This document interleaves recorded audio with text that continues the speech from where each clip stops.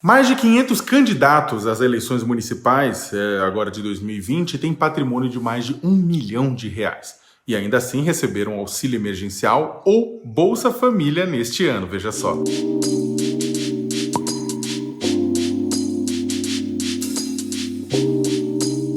Reportagem do UOL, que saiu hoje, nesta segunda-feira, cruzou dados informados pelos próprios candidatos, ou seja, dados públicos, com as folhas de pagamento desses benefícios entre maio e junho.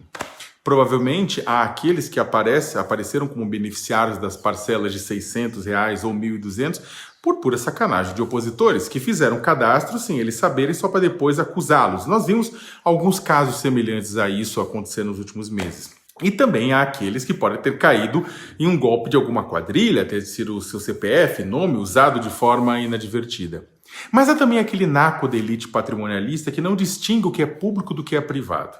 E por acreditar fazer parte de uma casta, não se vê como cidadão, mas como um sócio majoritário, um sócio proprietário deste grande empreendimento chamado Brasil, que costuma privatizar os lucros e socializar os prejuízos. Então, numa situação como essa, em que há uma socialização de recursos para que as pessoas sobrevivam, não aceita, fica fora e quer também tirar o seu naco. Temos visto casos semelhantes assim de ricos ir buscar o auxílio emergencial desde que ele começou a ser entregue para os trabalhadores informais para garantir sua sobrevivência durante a quarentena por conta da Covid-19. São pessoas que operam na famosa Lei de Gerson. Talvez, dependendo da sua idade, você não saiba do que eu estou falando, mas ela veio de uma propaganda de cigarros lá do longínquo 1976, na qual o jogador de futebol Gerson diz uma frase que ficou icônica, célebre, mais na sociologia do que na publicidade, que é: gosta de levar vantagem em tudo, certo? Já é difícil construir uma república com cidadãos que trabalham com o cada um por si, o sobrenatural por todos, seja porque se sente dono da coisa toda, seja porque vive num país que sistematicamente lhe dá as costas e quando vê uma brecha, vai atrás. Imagine então o tamanho do desafio quando estamos falando de pessoas que concorrem às prefeituras e câmaras municipais e, portanto, teriam a obrigação de zelar pelo bem comum. Mesmo com muito trabalho de educação para a cidadania, concomitante ao mesmo tempo de mudanças estruturais para garantir que a República realmente sirva ao interesse comum, ainda assim levará um rosário de gerações até que comportamentos como esse agora que a gente viu tornem-se peça de museu. Pois na visão de parte dos mais ricos, a igualdade de direitos é um discurso fofinho, de marketing, que se dobra às necessidades individuais. O combate à corrupção só funciona quando é para os outros.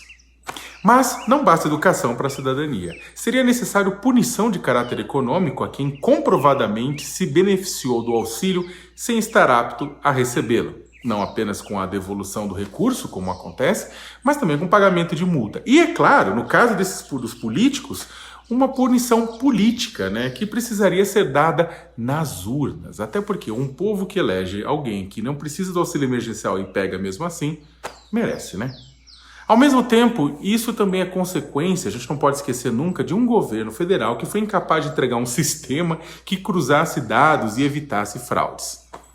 O prazo foi curto, claro, para colocar o pagamento em marcha de dezenas de milhões de pessoas, mas o governo não tinha se planejado para tanto.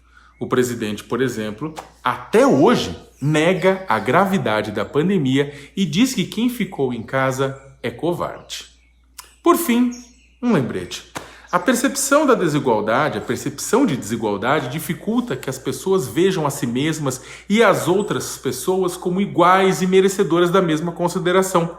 Leva à percepção de que o poder público existe para servir aos mais abonados e controlar os mais pobres, ou seja, para usar a polícia e a política a fim de proteger os privilégios do primeiro grupo, usando violência contra o segundo, se necessário for. O problema é que, com o tempo, a desigualdade leva à descrença nas instituições. Histórias como essa que a gente viu hoje do UOL levam à descrença nas instituições, não a história, mas o que ela traz. O que ajuda a explicar esse momento em que vivemos hoje. UOL.